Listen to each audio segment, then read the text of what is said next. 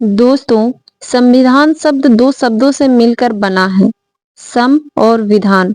सम का अर्थ होता है सम्मान और विधान का अर्थ है नियम और कानून। यानी जो नियम कानून सभी नागरिकों के लिए समान रूप से लागू होता है, उसे संविधान कहते हैं। हेलो दोस्तों, मैं हूँ मोनिका और स्वागत करती हूँ आपका अपने YouTube channel historic one with Monica में।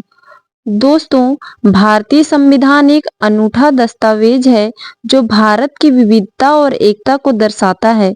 मौलिक अधिकारों, राज्य के नीति निर्देशक सिद्धांतों, संघवाद, स्थानीय शासन, धर्मनिरपेक्षता, भाषाई विविधता और सांस्कृतिक तथा शैक्षणिक अधिकारों के संबंध में एकता को बढ़ावा देता है।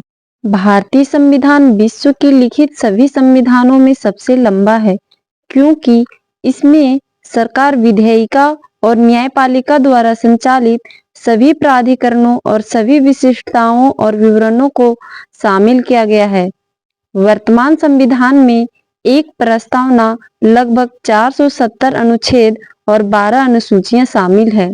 केंद्र और राज्य दोनों के लिए एक संविधान है। भारतीय संविधान ना तो कठोर है और ना ही लचीला, बल्कि दोनों का मिश्रण है। संविधान वह रास्ता है दोस्तों, जो सर्वप्रथम सरकार बनाती है। संविधान का दूसरा काम यह स्पष्ट करना है कि समाज में निर्णय लेने की शक्ति किसके पास होगी।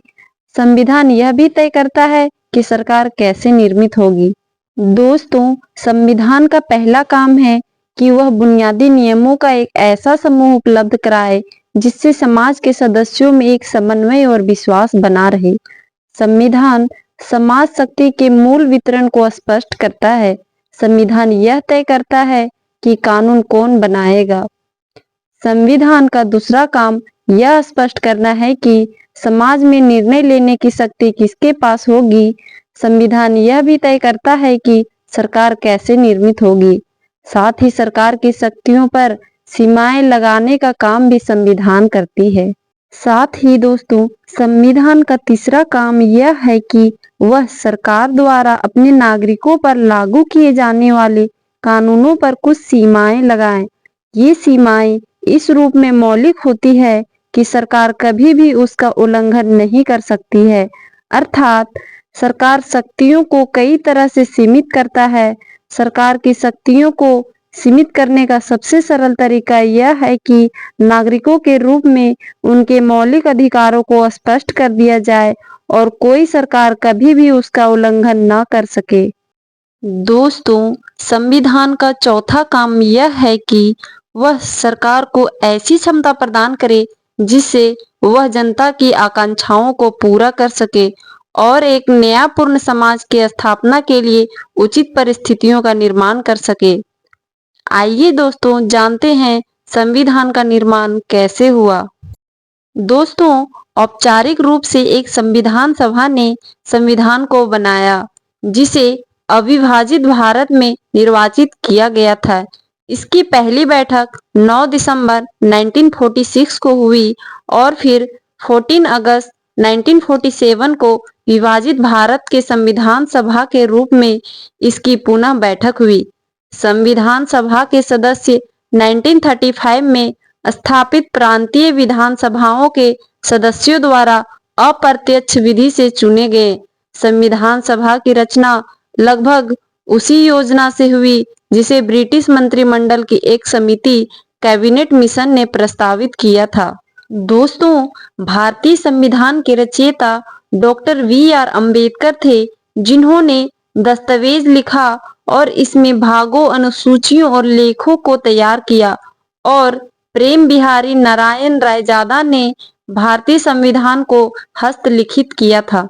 दोस्तों, आइए अब जानते हैं संविधान सभा के स्वरूप के बारे में। संविधान सभा के अध्यक्ष डॉक्टर राजेंद्र प्रसाद थे।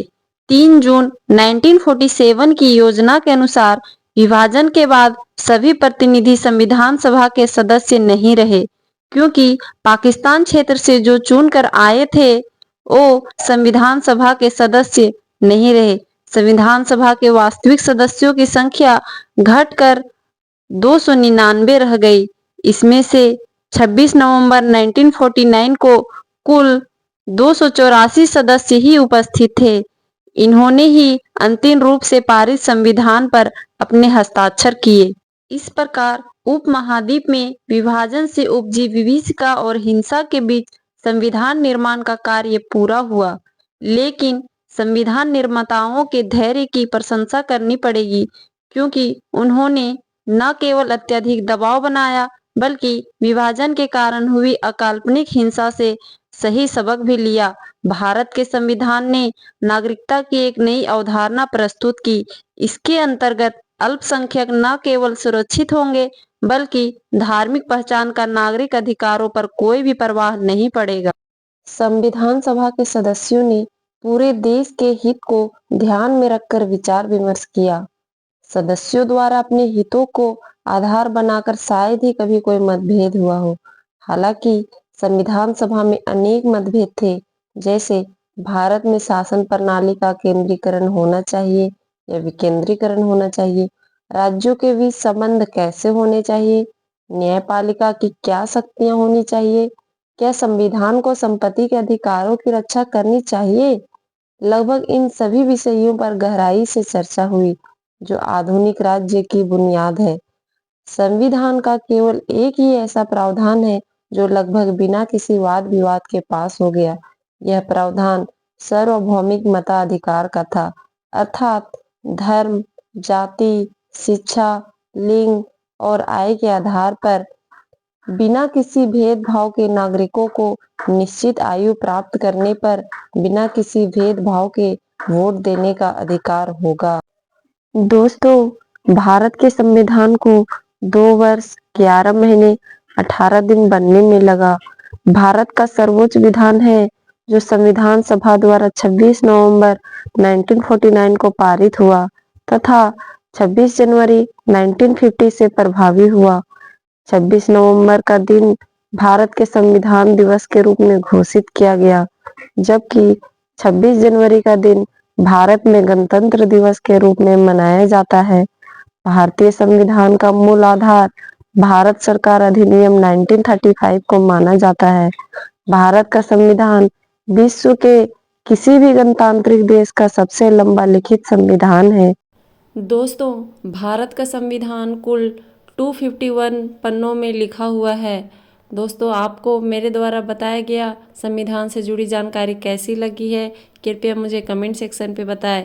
और जानकारी अच्छी लगे हो तो वीडियो को लाइक करें और चैनल को सब्सक्राइब करें।